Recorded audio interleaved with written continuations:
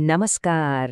ಕಸವನ್ನು ರಸವನ್ನಾಗಿಸುವ ಅಥವಾ ತ್ಯಾಜ್ಯವನ್ನು ಅಕ್ಷರಶಃ ಕಪ್ಪು ಚಿನ್ನವನ್ನಾಗಿ ಪರಿವರ್ತಿಸುವ ಪ್ರಕೃತಿಯ ಒಂದು ಅದ್ಭುತ ಮ್ಯಾಜಿಕ್ ಬಗ್ಗೆ ಇವತ್ತು ನಾವು ತಿಳಿದುಕೊಳ್ಳಲಿದ್ದೇವೆ.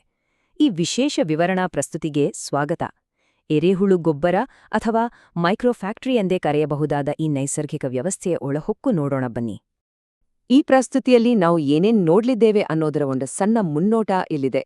ಎರೆಹುಳು ಗೊಬ್ಬರ ಎಂದರೇನು, ಈ ಸೂಕ್ಷ್ಮ ಕಾರ್ಖಾನೆಗೆ ಬೇಕಾದ ಆಹಾರ, ಗೊಬ್ಬರದ ಗುಂಡಿ ನಿರ್ಮಾಣ, ಇದು ತೆಗೆದುಕೊಳ್ಳುವ ಸಮಯ ಮತ್ತು ಅಂತಿಮವಾಗಿ ಈ ಕಪ್ಪು ಚಿನ್ನದ ಸಂಗ್ರಹದ ಬಗ್ಗೆ ಚರ್ಚಿಸೋಣ. ಮೊದಲನೇ ಭಾಗ, ಎರೆಹುಳು ಗೊಬ್ಬರ ಅಂದರೆ ನಿಜಕ್ಕೂ ಏನು?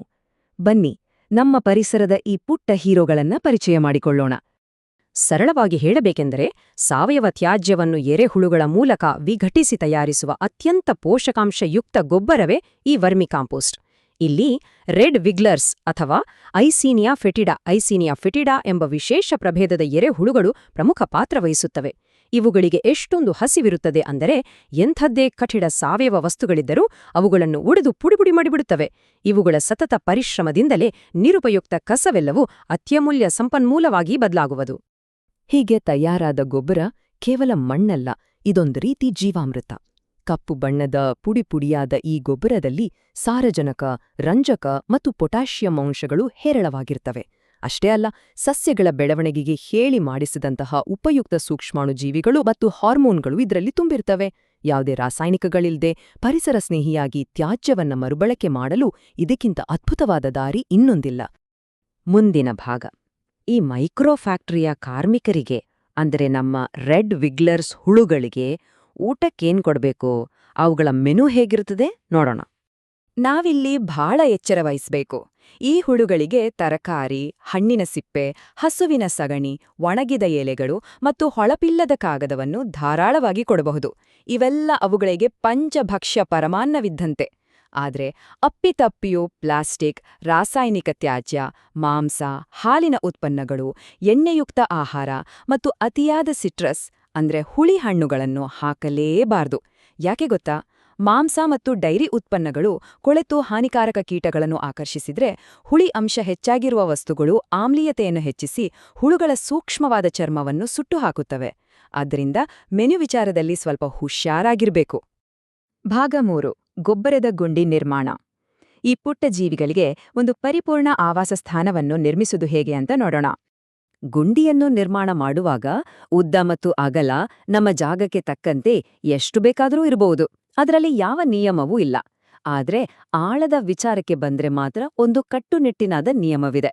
ಗುಂಡಿಯ ಆಳ ಕೇವಲ 2 ಅಡಿಗಳಷ್ಟು ಮಾತ್ರ ಇರಬೇಕು. ಯಾಕೆಂದ್ರೆ ಈ ಎರೆಹುಳುಗಳು ಮೇಲ್ಮೈಯಲ್ಲಿ ವಾಸಿಸುವ ಜೀವಿಗಳು. ಇವು ಆಳವಾಗಿ ನೆಲಕುರಿಯುವ ಪ್ರವೃತ್ತಿಯವೂ ಅಲ್ಲ.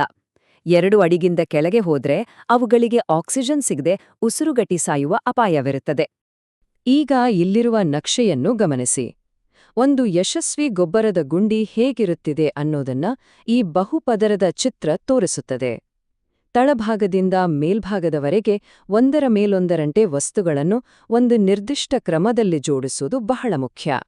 ಇದೊಂದು ರೀತಿ ಭದ್ರವಾದ ಬುನಾದಿಯನ್ನು ನಿರ್ಮಿಸಿದಂತೆ. ಈ ವಿನ್ಯಾಸವೇ ಎರೆಹುಳುಗಳಿಗೆ ಆರೋಗ್ಯಕರ ವಾತಾವರಣವನ್ನು ಸೃಷ್ಟಿಸುತ್ತದೆ.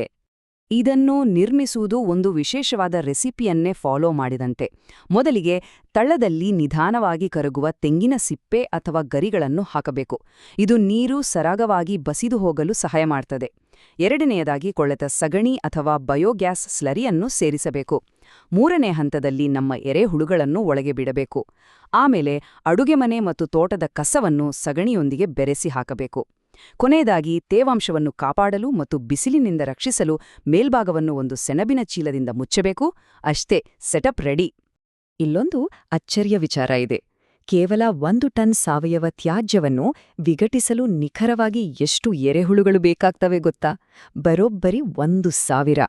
ಹೌದು, ಕೇವಲ 1,000 ಎರೆಹುಳುಗಳು ಒಟ್ಟುಗೂಡಿ ಇಡೀ 1 ಟನ್ ಕಸವನ್ನು ಅತ್ಯಮೂಲ್ಯವಾದ ಗೊಬ್ಬರವನ್ನಾಗಿ ಪರಿವರ್ತಿಸಬಲ್ಲವು. ಈ ಪುಟ್ಟ ಜೀವಿಗಳ ಸಾಮರ್ಥ್ಯ ಎಷ್ಟಿದೆ ಅನ್ನೋದಕ್ಕೆ ಇದೇ ಸಾಕ್ಷಿ. 4ನೇ ಭಾಗ, ರೂಪಾಂತರದ ಟೈಮ್ಲೈನ್. ಅಂದರೆ ಕಸ ಹೇಗೆ ಮತ್ತು ಎಷ್ಟು ಸಮಯದಲ್ಲಿ ಚಿನ್ನವಾಗಿ ಬದಲಾಗುತ್ತದೆ ಅನ್ನೋದನ್ನ ನೋಡೋಣ. ಟೈಮ್ಲೈನ್ ವಿಚಾರಕ್ಕೆ ಬಂದರೆ, 0 ದಿನದಂದು ಸಾವಯವ ಪದರಗಳನ್ನು ಬಳಸಿ ಗುಂಡಿಯನ್ನು ಸಿದ್ಧಪಡಿಸುತ್ತೇವೆ. ಸರಿಸುಮಾರು 3 ವಾರಗಳ ನಂತರ ಎರೆಹುಳುಗಳನ್ನು ಗುಂಡಿಗೆ ಬಿಡಲಾಗುತ್ತದೆ. ಅಲ್ಲಿಂದ ಮುಂದಿನ 45ರಿಂದ 60 ದಿನಗಳಲ್ಲಿ ಅಸಲಿ ಜಾದೂ ನಡೆಯುತ್ತದೆ. ಈ ದಿನಗಳಲ್ಲಿ ಹುಳುಗಳು ಪ್ರತಿದಿನ ತಮ್ಮ ದೇಹದ ತೂಕದ ಅರ್ಧದಷ್ಟು ಊಟ ಮಾಡುತ್ತವೆ. ಅತ್ಯಂತ ಸಂಕೀರ್ಣವಾದ ಕಸವನ್ನು ತಿಂದು ಸಸ್ಯಗಳಿಗೆ ಸುಲಭವಾಗಿ ಪಚನವಾಗುವ ಪೋಷಕಾಂಶಗಳನ್ನಾಗಿ ಬದಲಾಯಿಸುತ್ತವೆ. ಅಂತಿಮವಾಗಿ ಕಸವೆಲ್ಲ ಸಂಪೂರ್ಣವಾಗಿ ಕಪ್ಪಾದ ಗೊಬ್ಬರವಾಗಿ ಫಸಲಿಗೆ ಸಿದ್ಧವಾಗುತ್ತದೆ. ಆದರೆ ಈ ಕಾಯುವ ಸಮಯದಲ್ಲಿ ಗುಂಡಿಯ ನಿರ್ವಹಣೆ ಮಾಡುವುದು ಬಹಳ ಮುಖ್ಯ. ಗುಂಡಿಗೆ ಸದಾ ನೆರಳು ಇರುವಂತೆ ನೋಡಿಕೊಳ್ಳಬೇಕು. ಹಾಗೆಯೇ 60% 70% ತೇವಾಂಶ ಕಾಯ್ದುಕೊಳ್ಳುವುದು ಕಡ್ಡಾಯ. ಎರೆಹುಳುಗಳು ತಮ್ಮ ಚರ್ಮದ ಮೂಲಕವೇ ಉಸಿರಾಡುತ್ತವೆ. ಹಾಗಾಗಿ ತೇವಾಂಶ ಕಡಿಮೆಯಾದರೆ ಅವು ಸಾಯುತ್ತವೆ. ಜೊತೆಗೆ ವಿಘಟನಾ ಪ್ರಕ್ರಿಯೆಯಿಂದ ಗುಂಡಿಯ ಒಳಗೆ ಉಷ್ಣಾಂಶ ಹೆಚ್ಚಾಗದಂತೆ ಆಗಾಗ ಗುಂಡಿಯನ್ನು ತಿರುಗಿಸುತ್ತಿರಬೇಕು. ಇರುವೆ, ಪಕ್ಷಿಗಳೆಂತಹ ನೈಸರ್ಗಿಕ ಶತ್ರುಗಳಿಂದಲೂ ನಮ್ಮ ಹುಳುಗಳನ್ನು ಕಾಪಾಡಿಕೊಳ್ಳುವುದು ಅಷ್ಟೇ ಮುಖ್ಯ. ಕೊನೆಯ ಭಾಗ 5: ಕಪ್ಪು ಚಿನ್ನದ ಸಂಗ್ರಹ. ತಯಾರಾದ ಗೊಬ್ಬರವನ್ನು ಹೇಗೆ ತೆಗೆಯುವುದು ಮತ್ತು ಅದರ ಉಪಯೋಗಗಳೇನು? ಈ ಗೊಬ್ಬರವನ್ನು ಹೊರತೆಗೆಯಲು ಒಂದು ಸಣ್ಣ ಮತ್ತು ಜಾಣತನದ ಟ್ರಿಕ್ ಇದೆ. ಮೊದಲಿಗೆ ಗುಂಡಿಗೆ ನೀರು ಹಾಕುವುದನ್ನು ಸಂಪೂರ್ಣವಾಗಿ ನಿಲ್ಲಿಸಿಬಿಡಬೇಕು. ನೀರು ಹಾಕದಿದ್ದಾಗ ಮೇಲ್ಮೈ ಒಣಗಲು ಶುರುವಾಗುತ್ತದೆ. ಆಗ ತೇವಾಂಶವನ್ನು ಹುಡುಕಿಕೊಂಡು ಎರೆಹುಳುಗಳೆಲ್ಲ ತಾವಾಗಿಯೇ ಸುರಕ್ಷಿತವಾಗಿ ಗುಂಡಿಯ ತಳಭಾಗಕ್ಕೆ ಹೋಗ್ತವೆ.